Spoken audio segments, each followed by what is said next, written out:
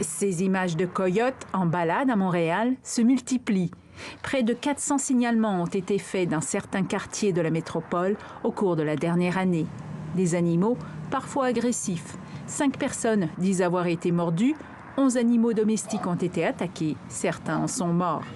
Devant ces incidents et l'augmentation du nombre de coyotes, la Ville de Montréal s'est dotée d'un plan d'action. Alors, d'une part, on veut assurer la sécurité du public et d'autre part, respecter le bien-être de la faune urbaine et éviter la cruauté envers les animaux. Ce plan prévoit la mise en place d'une ligne Info-Coyote qui offre des informations sur l'animal et où on peut aussi signaler sa présence. Une patrouille sera également déployée dans les quartiers les plus fréquentés par les coyotes pour éduquer les citoyens sur ce qu'il faut faire et ne pas faire quand on en croise un.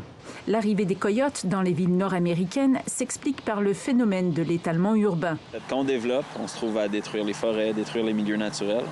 Certaines espèces vont s'éloigner, certaines espèces peuvent même tendre à disparaître, mais le coyote, lui, arrive à s'adapter avec un espace plus petit, puis arrive à s'adapter dans la trame urbaine.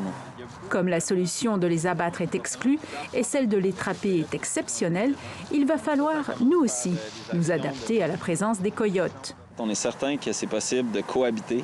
Et puis, en ce sens-là, effectivement, la population a un travail à faire à arriver à adapter son comportement quand on parle de traîner les chiens en laisse, de bien gérer ses ordures, de ne pas aller vers un coyote lorsqu'il le rencontre. Autant de comportements à adopter pour cohabiter le mieux possible avec les coyotes.